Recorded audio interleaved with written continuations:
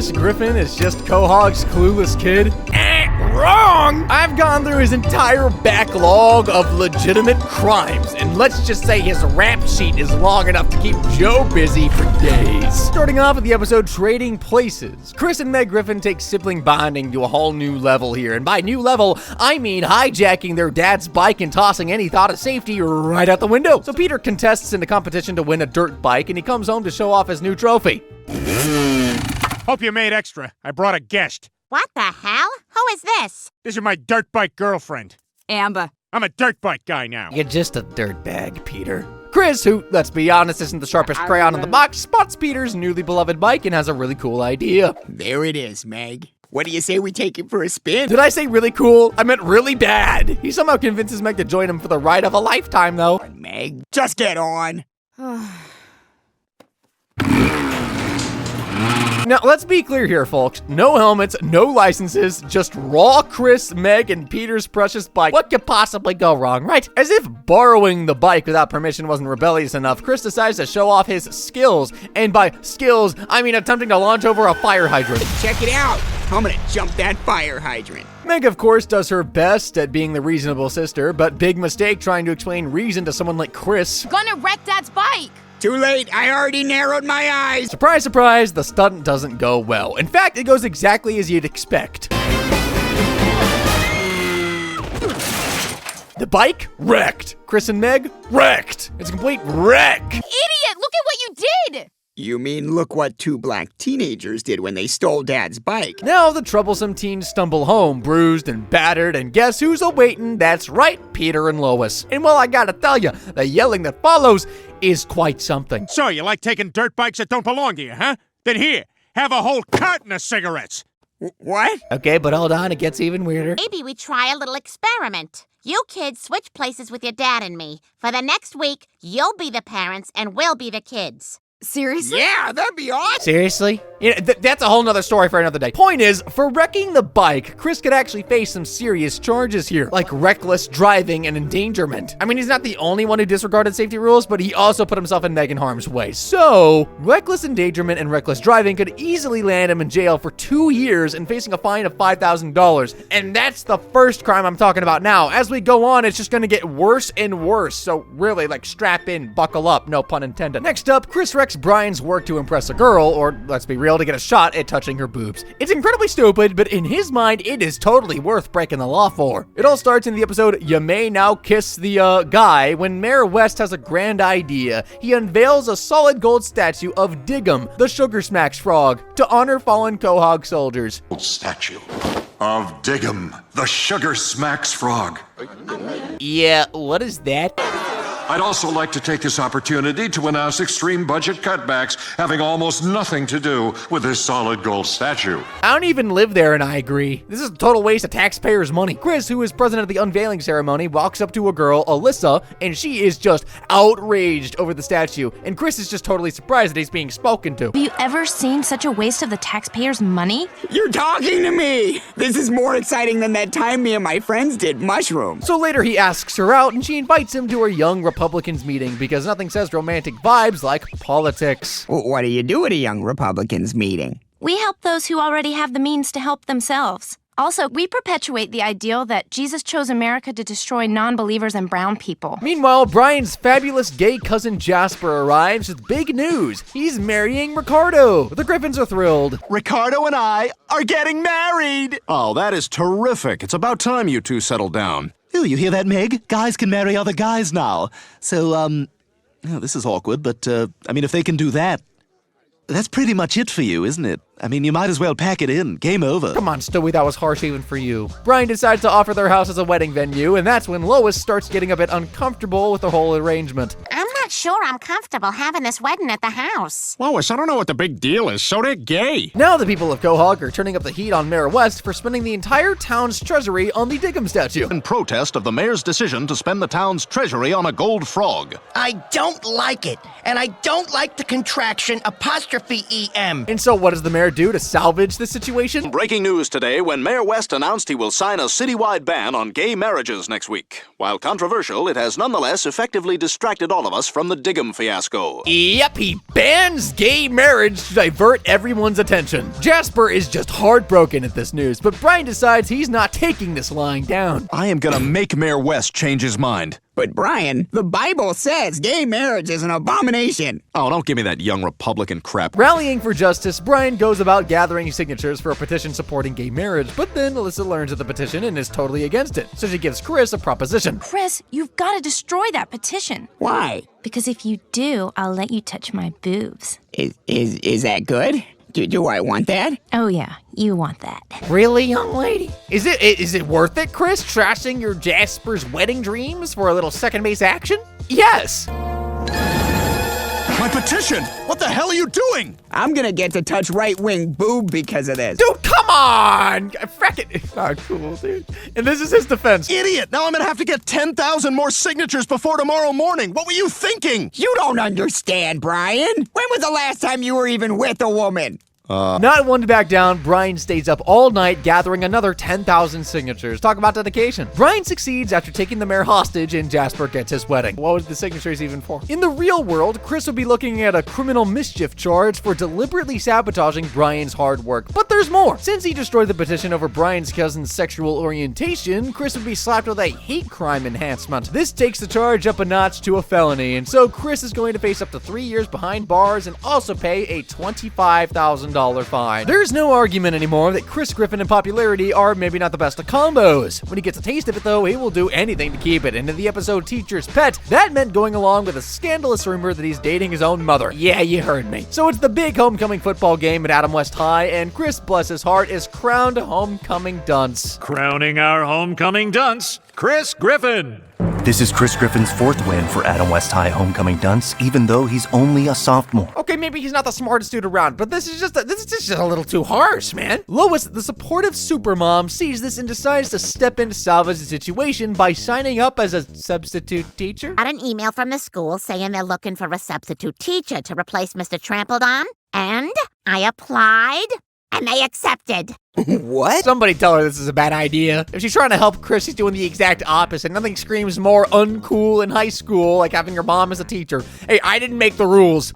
You saw how unpopular I am at school. Having my mother as a teacher will make things... It turns out that she didn't just sign up as a teacher, she also lied about her credentials and changed her name to her maiden name. Thought about that, Chris, which is why I applied under the name Lois Pewterschmidt. But you've taught at Adam West before. People won't fall for it. Oh, maybe I'll wear a blonde wig. Might even add a sexy beauty mark so I look like Marilyn Monroe. She's thought this through, Chris, so maybe you don't have to worry. Things, however, start going off the rails right away. Lois walks in and Chris's classmates, they instantly start crushing on her, much to Chris's horror. Oh my god, they're all leering at my mom. Then things get a little trickier when the cool kids think Chris is dating Mrs. Pewterschmidt.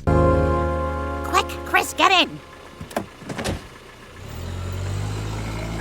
You see what I see? Griffin's getting in the car with Miss Pewterschmidt. Oh, you work fast, dude. Oh, but it gets worse. Quick, Chris, get down. Whoa, Griffin's a selfless lover. Chris, instead of correcting this massive understanding, just leans right into it because, hey, why not? Despite Meg's disgusted warnings, you'd think that he'd listen to one family member with some sense. Chris keeps up the act, though, so he keeps spinning stories about his spicy relationship with a substitute teacher. Oh, Miss Pewterschmidt was a braless real estate agent who was showing me a large, mostly empty home in Van Nuys, California, and she'd do anything to make the sale.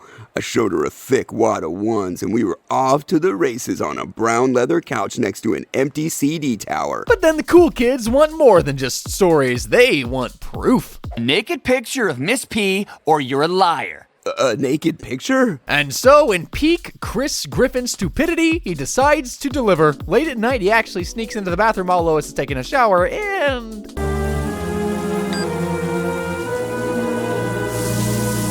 Yeah, I feel weird even describing this. Why are we here, Chris? Well, his conscience pricks at him until he gets one final nudge. It's my mom. I'm not a dirtbag. Psst, Chris. That it has even gone this far means you are a dirtbag. Own it. So he snaps the photo and marches into school with his proof. Where's the picture, Griffin? Ooh. Awesome. Send it to us. He agrees to share the picture to them, but on the condition that they don't share the picture with anyone else. Well, I guess his heart's in the right place, maybe kind of not so much. Because tell me, Chris, how would you trust teenagers to listen to you and not share such a scandalous picture? Of course, the photo goes viral in less than 3 seconds.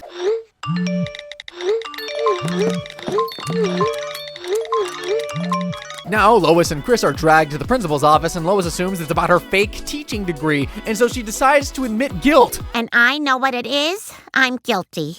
Well, I appreciate the honesty. I mean, I did the same thing at my son's preschool, and no one cared. What?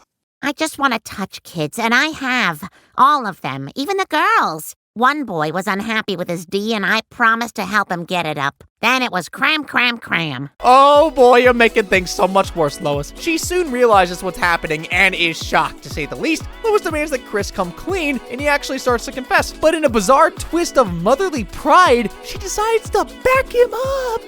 Chris Griffin was the biggest thing I ever had. That's dedication. Mom got 6 years for with a minor. But Chris wouldn't be going scot-free either. Sharing private images without consent? Oh yeah, that's dissemination of private images, and it's no joke. We're talking a jail time of 3 years and also a fine of $25,000. In the episode Long John Peter, Chris again ends up doing much more than burning Brian's hard work, and once again, he did it for a girl. Now let's rewind how Chris decided to speedrun his way onto Peter's watch list. The Griffin family take Brian to see a vet. Turns out he had a stomach obstruction from... I'm not gonna say it. Turns out it was a used diaper. Oh, yeah. On their way out, Chris sights the intern and is immediately smitten.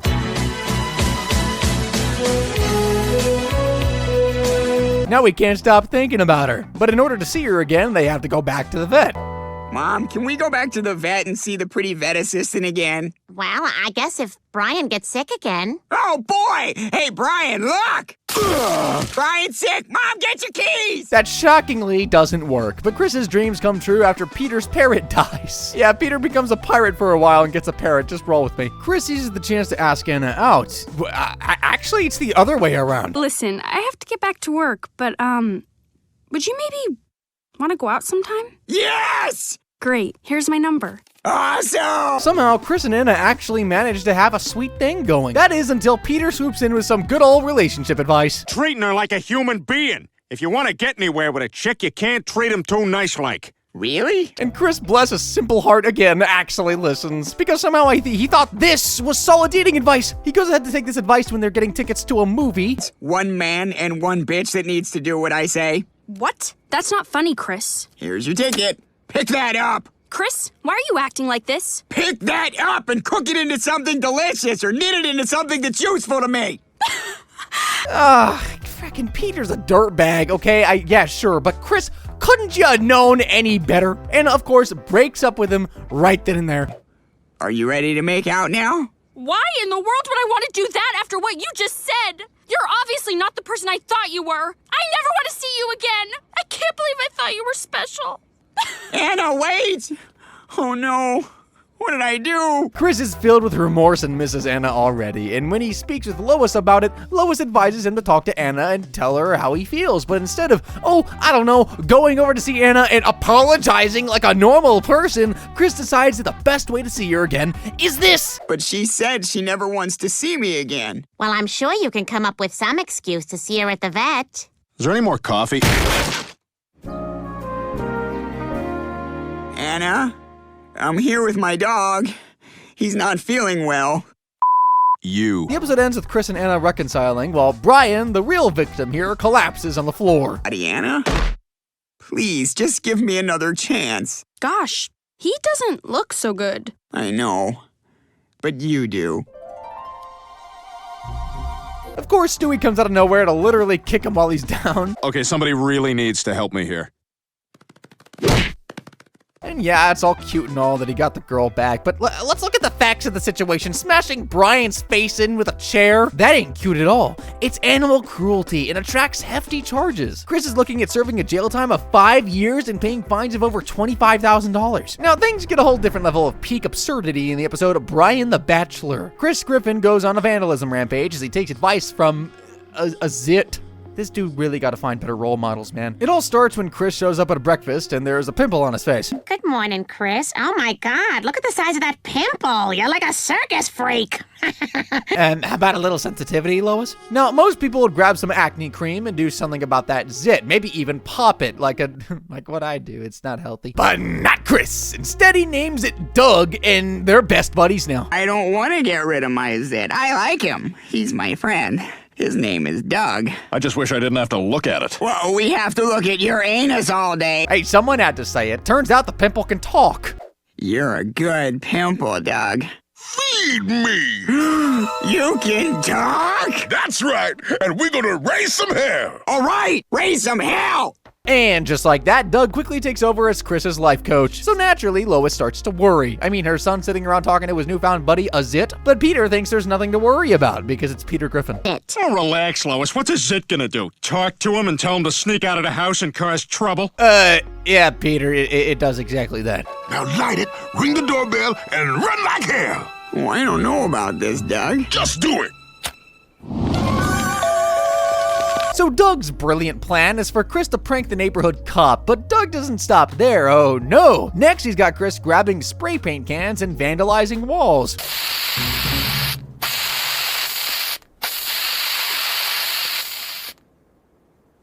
You were right, Doug. Mischief is fun. And I've gotta ask, what did the mayor ever do to him? Lois is still concerned about Chris and goes to check up on him, only to find him sneaking back inside through the window. But when she tries to confront him, Chris hits her with a classic, "Doug said I don't have to listen to you." Imagine being sassed by your own kid because of a pimple. Doug, your pimple? Oh, that is it. First thing tomorrow, we're going down to Goldman's Pharmacy and get some astringent to get rid of that thing. True to her words, the next morning, Lois heads to Goldman's Pharmacy to grab some astringent. Finally, the Doug problem would be solved. But hold that thought for a second. Oh my God, Peter, it looks like there's been a break-in. The place looks like a war zone. Someone broke in and vandalized the entire store, but particularly the entire stock of acne medication was destroyed. Criminals who broke in and destroyed my entire stock of acne medication. Oh my God, Peter, do you think Chris might have done this? Well, what do you think, Lois? Who else clearly had a motive for this? Fast forward to dinner that night, Brian's new girlfriend Brooke comes over to meet the family. And while the Griffins give her a warm reception, well, as warm as they can be. Well, it's wonderful to meet you. We've had so many nice things. Yes, indeed. So, how long have you been a... Doug also has his, I should say, Zit's own idea of a warm welcome. Are you happy, Doug? And right on cue, Joe Swanson bursts in. He's got proof it was Chris who destroyed all the acne medication at Goldman's. Oh, remember what I said earlier about antagonizing the neighborhood cop? I knew it. I didn't want to believe it, but it's true. Oh, God, what happened to my baby? What happened to your baby? A talking pimple? It doesn't take long for the entire scene to devolve into chaos.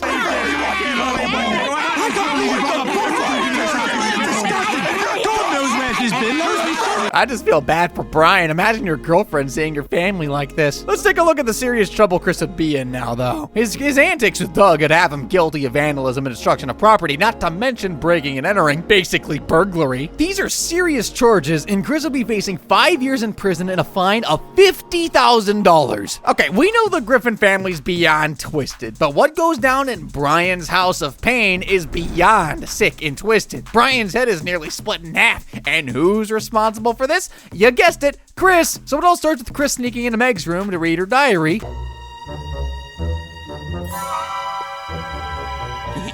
Seriously, Chris, you ever heard of something called privacy? Meg catches him and the two start running around the house like frickin' maniacs. And then poor not sweet Stewie is just minding his business near the stairs when, wham! Chris bumps right into him, sending Stewie flying down the stairs. Well, I'm off to buy imaginary groceries.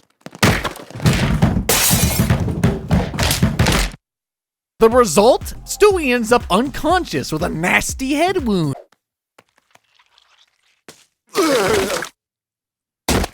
Oh gosh, this is one of those get the first aid kit right now moments. But Chris decides they'd handle it differently. Instead of reporting it to Lois, he and Meg decides genius level plan incoming. They decide to just cover the wound with a hat and pretend nothing happened.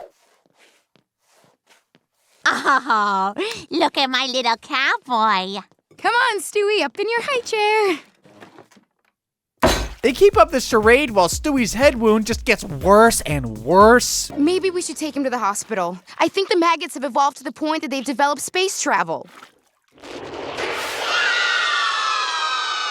Finally, Peter walks in on them, and Chris and Meg are shocked that he's known all along that Stewie was conscious. We just gotta clean the wound, Meg. Hand me that scrub brush.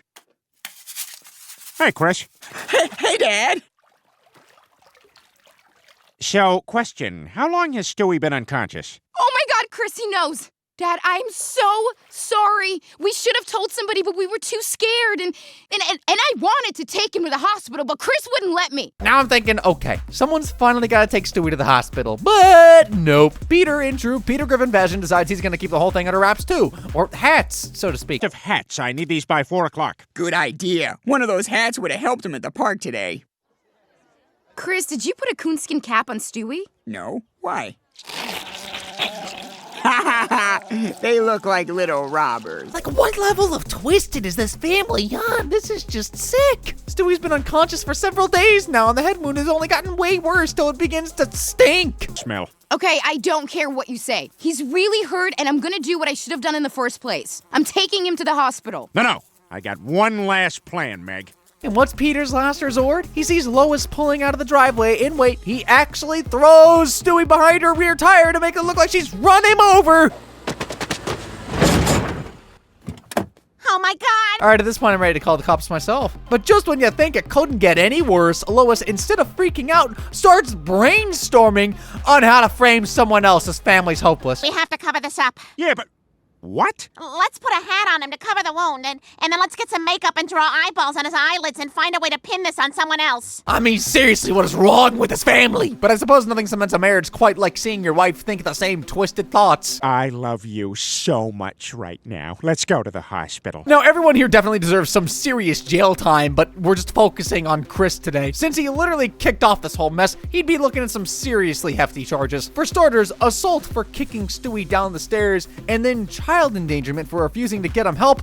Yeah, that's 6 years in prison with a $10,000 fine. I've gotta say, things are not so pretty for Chris Griffin. With all the idiotic things he's done, the young chap's already looking at facing 24 years in prison, and not to mention his fines that are already towering at $140,000. There's really no easy way to put it. Chris is in some serious hot water. But guess what? It gets even darker than this for the blonde, naive teen. And this time around, his crimes cannot be excused on account of him being dumb or stupid. And we're starting with Halloween on Spooner Street. Chris Griffin takes things to another insane depth. This is not the first time Family Guy has hinted at the weirdly close bond between Chris and Meg. Let's not forget those bizarre moments where they're caught almost kissing. Or sharing a bath. Chris, our bath is ready. I don't know what to do now. I don't have the parenting skills necessary to deal with this. I say we never speak of this again. I might move. This time they take it much, much further. It's Halloween and things are about to get downright spooky for the Griffin family. First off, Chris decides to go as Bill Cosby in blackface. Blackface! You can't go out dressed like that. Why not? What? Meg is also getting ready for her first high school Halloween party. She's got that prom night level of excitement. Mom, I'm going to my first big high school Halloween party. Oh, that's nice. What are you dressed as? I'm a slutty cat. I'll be back late. Don't wait up. Her friends are all hyped up, and they've decided the best way to score some attention is by wearing masks over their costumes. There are masks, and we don't take them off for the whole party. The boys won't know who we are, and we'll have a better chance of hooking up. Good idea! We are so gonna hook up! Yes, because high school boys are definitely into that. At the party, Meg's invited to play Spin the Bottle. It's all innocent enough until it's her turn, and the bottle points to some dude in an Optimus Prime costume. Okay, slutty cat, you're up next. Oh my God, this is totally working. Nobody knows who we are.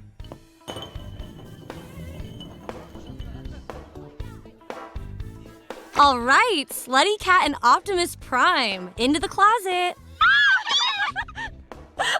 After way more than 7 minutes, crowd gathers and busts open the closet door, only to reveal... Use the closet. You guys! Oh my God.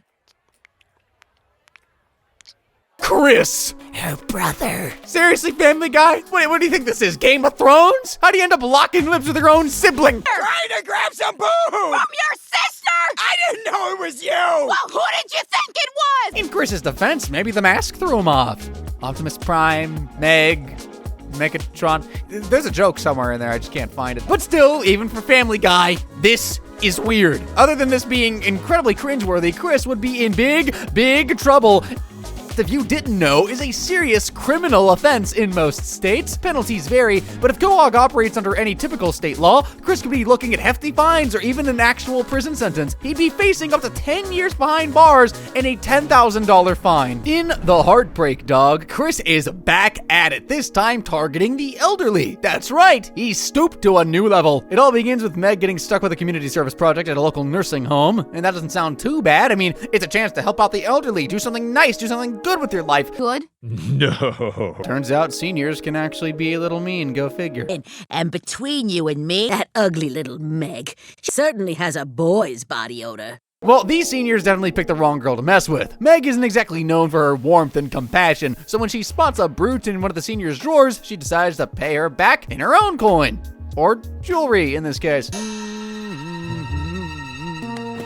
Here's your cream. She doesn't even hesitate. She feels no guilt. That woman's a nightmare. But Meg doesn't just stop at one brooch, and that's where Chris comes in. He walks in and finds quite the loot from Meg's escapades. But if you think he'd do the sensible thing by advising her against stealing, you either A, haven't been paying attention in this video, B, haven't watched Family Guy, or C, both. See how they treat me. Meg, that's no just plain. Oh, that's someone else's glasses. Other people's glasses. Well, I guess he tried. But that's not all. He decides that maybe this is the kind of excitement that he's been missing out on. So naturally, he joins in, a little too eagerly, if I might add. You do! Wow, this is awesome. I want in. Meg, of course, is more than happy to show him the ropes. So together they hit up another elderly resident. Why are you in my room? Oh, hi. You died, and I'm here to take you to heaven.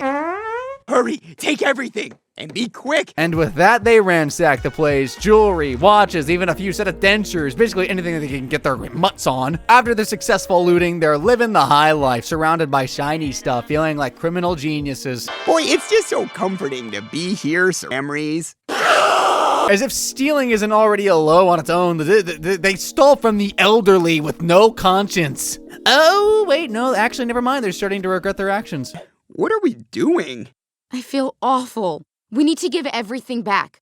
Oh, you're right. So yeah, they're not stone cold hardened criminals after all. They decide to return the stolen goods. It's a chance to do the right thing and walk away scot-free. Ha! Not so fast. When they try to sneak in the stolen goods back, they get caught red-handed. Stealing from the elderly. Now, instead of being free to leave, clear off the books, they're stuck. Time with us every afternoon after school, reading us the newspaper. You monster. So who's the actual monster here, Meg? Now, let's be real. This little stint of theirs wouldn't just end with Meg and Chris doing more community service. Oh, no. The law would definitely get involved here. In fact, Chris would definitely be facing quite the charge. He's not just an innocent bystander. He's an accomplice to elderly theft, grand theft, to be precise. Chris would be looking at 10 years imprisonment and a fine of $10,000. In the episode Better Off Meg, Chris shows his dark side yet again. In order to protect his newfound popularity because of Meg's death, he ensures that his sister stays dead. It all starts when Meg shows up in school to find it totally empty. Apparently, it's a skip day, but no one bothered to inform her. Why are you here? It's skip day. It's skip day?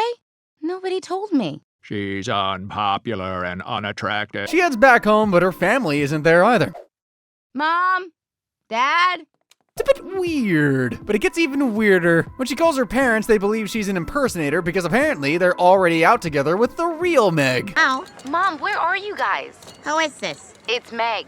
Where is everyone? Well, this can't be Meg. She's with us here at the pier. Who is that? Someone who says she's Meg. God, this family needs a therapist, dude, or an optometrist. What makes the day even worse for her is that it's her birthday, but her family's ditched her. So she heads to the bowling alley alone to bowl. Fast forward a little, and she's dead. Peter, Lois, it pains me above the waist to tell you that Meg is dead. And that's when the Griffins realize that all along, the barrel wasn't Meg. What are you talking about? Meg's right here.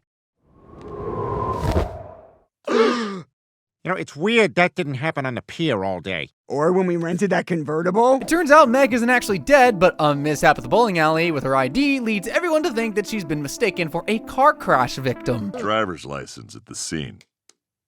Wait, did you give my ID to the wrong girl? Meg is devastated by the news of her death and the realization that no one cares. So she decides to leave town and start a new life. Will be better than previous times. This time is markedly different than the times we had before.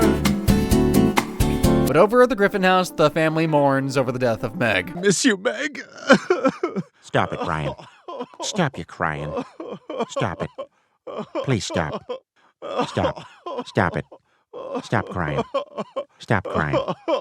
Stop. Have I mentioned that Peter's a dirtbag yet? Because if I have, I think I need to say it again. He's a dirtbag! Earlier at Meg's funeral, Chris noticed he was getting a lot of attention. Hey, Chris, I'm super sorry your sister is dead. Mwah. If there's anything we can do to help you during your time of need. And he quickly made a connection. Wow, are girls coming on to me because my sister died? Cool! So armed with his newfound knowledge, he decides to milk it. A lot. Be my selfie! I want to make Meg's death about me. Hey, Chris, I couldn't help but notice how much attention you're getting. Want a high-five hug? Hell yes! Hang in there, brother. I will, brother. A lot. He's even got a brand new t-shirt. Hey, Griffin, I heard you scored with the girls' basketball team yesterday. Yep, 12 points and 8 rebounds. Aw, Griffin, you're the man. But his popularity may just fizzle away when Meg calls him desperate, confessing she's alive and in trouble. Meg, are you alive? Yes, I'll explain everything. Can you come meet me? Chris can't believe it. Everything was going so well for him. I missed you. I missed the whole family. I'm glad you're alive, but you should know things are different now. Dad finally got a Peloton? Yeah. So he shoves her into a moving van to protect his popularity. Chris, what are you doing? Let me out! Sorry, Meg, but I can't let you come home just yet. I'm too popular now. Have I mentioned Chris is a dirtbag yet? Because if I have, I feel the need to say it again. He's a dirtbag. He has her trapped in a warehouse where the whole school is throwing a memorial for her. Hello? Hello? Where is everyone? Seriously, who does that to family? Oh wait, Chris does. Not only is this wildly cruel, but let's talk about the legal mess he's about to walk into. Now, under the US law, false imprisonment is defined as restraining someone's freedom of movement without their consent. Shoving someone into a van and leaving them tied up falls under that criteria. Please, everyone, welcome Chris to another 10 years of prison time and another $10,000 fine. This time, Chris ends up on offender list, and it's all because of two things: a smartphone from Peter and terrible advice from Neil. Oh, and a third reason: he's too dumb to think for himself. In the episode An App a Day, Peter learns about cell phone apps when Cleveland uses one to identify a song. Get this on my phone. You just download it. It's an app. Programs you use on your phone while driving. Seriously, have you been living under a rock? So he loads up the phone with apps like at the buffet, and soon he gets addicted to it like every other human being on the planet, including myself. Sweet. What are you doing? Well, I just found out about these. This one's a cool bowling app I got. The phone gets wet in the shower and is damaged, and Peter decides to give it to Chris. Here, Chris, your first cell phone. Yay! What could go wrong with handing a teen a broken phone? Well, it turns out Meg has some tech skills up her sleeves for some reason, and she helps Chris get the phone working again. But things take a turn for the bizarre when Chris cites his crush and decides to take advice from Neil Goldman. Yeah, Neil Goldman. Talk to her. Chris, no one talks to each attention. You text her a picture of your... Who is giving teens these ideas? Guys, this is not how you win hearts. But what does Chris do? Of course, he listens to Neil and does what he's told right there on the spot. All right. What happens next? Chris gets sent straight to the principal's office, and Officer Swanson's there too. Turns out sending a private photo, or should I say, a photo of your privates to someone who didn't ask for them, is a big deal. And apparently the girl... Oh, thank God. Okay, I can see everybody's mad, but do you think... I'm sorry, but this makes Chris offender. So yeah, Chris is now labeled as an offender, but that's not all. His identity is splattered all across the news. Local teenage scumbag Chris Griffin was caught sending quote-unquote graphic selfies of his hog. Consider his reputation toast. Chris just wants to apologize and set the record straight, but the law states that he has to attend a rehabilitation class. Now, who better to lead a rehabilitation class than the ultimate predator, Glenn Quagmire? Good evening, I'm Glenn Quagmire, your instructor, offenders. And statistically, you will all be here again, because this has never worked. After rehab, Chris returns, but he's still treated as an outcast and avoided like the plague. Heck, even Herbert's giving him the cold shoulder, and that's saying a lot. Hi, Mr. Herbert. Oh my God! Children, run! It's that pervert! Everybody into my safety basement! Oh, that was a bad snap. Desperate to fix his image again, Chris goes to Quagmire for advice, but he doesn't get the news he'd hoped for. I'm sorry, Chris, but you're just gonna have to accept that from now on, people are gonna see you as a crazed pervert. And there's nothing you can do to change that. Maybe there is. Yeah, he's gonna have that stigma for life. Unless, of course, there's another option. Well, the law does give you a choice. This or chemical castration. Oh, is that what Michael Moore did? Chris decides to go all in and chemically castrates himself. The result? He looks totally different, cleaned up, polished, and different. What the hell happened to you? Mother, chemically castrated.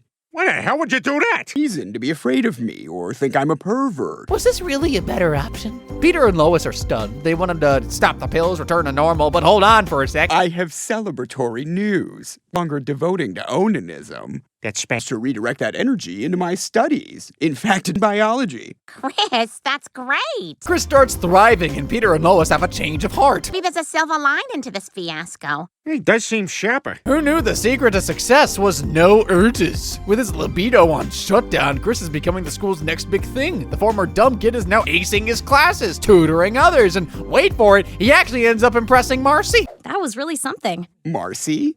I really like your pendant. Thanks. But a little touch from Marcy at the library sparks a different kind of fire in Chris. Not a drill. I repeat, not a drill. To be back doing this again, huh, Bill? What, shoveling coal and... What's happening? And what happens next? Well, Chris does his best to handle the situation. He rushes to a corner of the library to unquench the fire, but the innocent librarian sees him and it does not end well. Oh, a pee-pee! Well, Chris, you killed that librarian. Mrs. Laporta worked at that school for 54 years. The consequences would be a lot more severe for Chris in reality.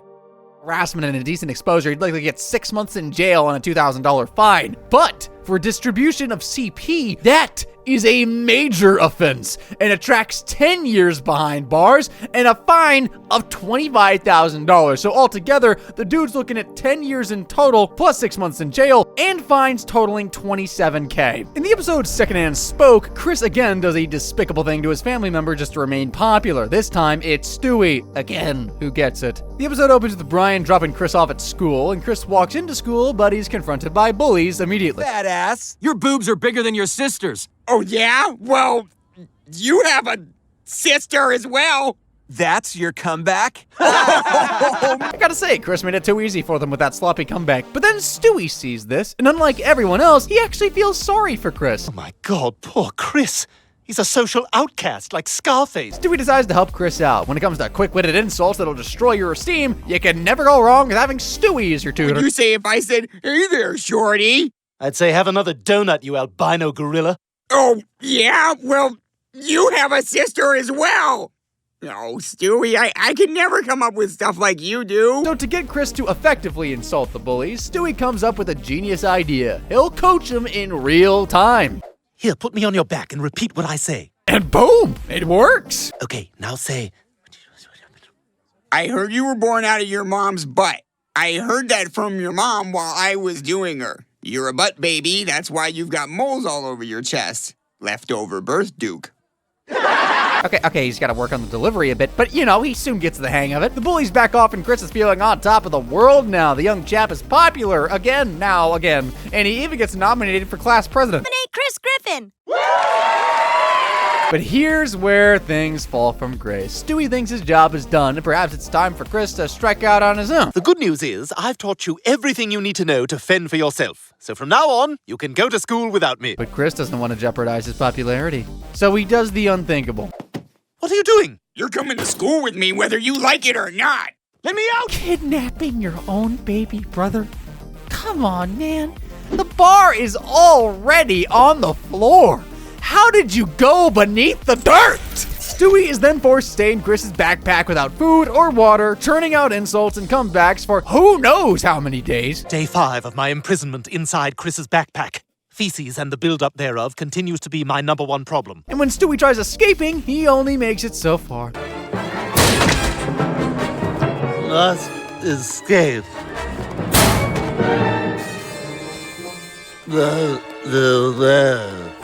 Sadly, he can't outrun his fate, or Chris Griffin's clumsy, insecure need to keep him around. You're gonna die in there. Dang, dude! Why would you say that to your own brother? Chris is just a pure villain at this point. At the class president debate, Stewie finally speaks up. He tells Chris he's turned into the very thing he once feared, a bully. And you've repaid me with abuse. You're the bully, Chris Griffin. And that's when Chris, in a rare moment of self-awareness, decides to drop out of the race and asks Stewie for forgiveness. I may no longer be on your back, but I'll always be on your side. Everything is all roses and sunshine again. Right? I guess we put those bullies in their place, huh? Yeah, 2 of them shot themselves. Oh, that's so good to hear, Chris. But if this all happened in the real world, oh boy, Chris would go down for kidnapping, holding Stewie against his will, and confining him to such terrible conditions under threat. He'd be facing 20 years in the slammer. Also, just an added bonus of a $10,000 fine. Now, when it comes to Chris Griffin's list of crimes, nothing quite beats what went down in the episode The D in Apartment 23. Seriously, this one's bad enough to send Chris away for life. It all started with a tweet. Brian takes Stewie to a university library where they stumble upon a protest. Apparently a professor casually telling someone to have a nice day is microaggression nowadays. This week a professor told his class to have a nice day, which is microaggression. Brian decides it's time to dive back into the world of Twitterverse. After neglecting his account for years, he's suddenly back. A lot of people like my stuff. Oh yeah? Hashtag Oompa Trumpa, 0 likes. Then the Baywatch movie happens and Brian takes a shot at Kevin Hart's new film. And this is where things go south. Brian's tweet goes viral. Offensive viral.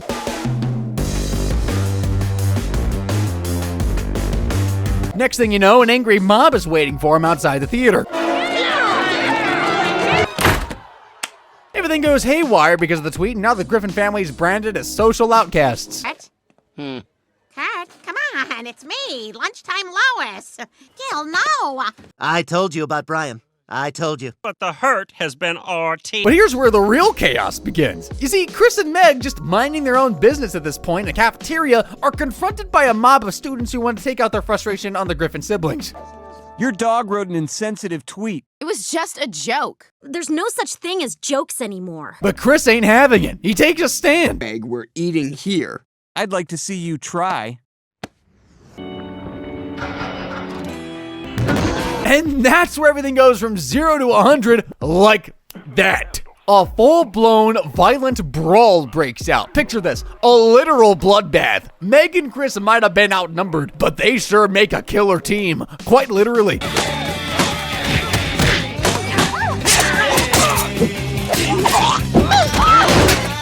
They lay waste to the entire cafeteria, turning it into a scene straight out of the first Kingsman movie.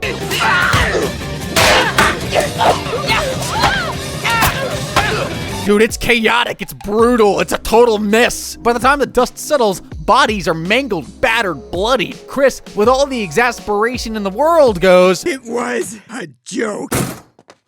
Yeah, Chris, but no one can hear you over the dead bodies, my dude. Now, let's talk consequence. If Chris were to face charges for this, we're looking at, I wonder what we're looking at. Serious jail time. No, really? Yes. Manslaughter, mass murder. Chris is going to be doing a lot of time behind bars. The punishment for one murder is 30 years. And looking at all those bodies, I dare say Chris is going to be doing well over 600 years behind bars for mass murder. So guys, at the end of the day, Chris Griffin is facing a whopping fine of $207,000 and looking at a grand total prison sentence of, drumroll please, 684 years and 6 months. For someone who's technically done the least evil amongst his family, this is very concerning. But hey, if you think that's concerning, just click on the next video and brace yourself.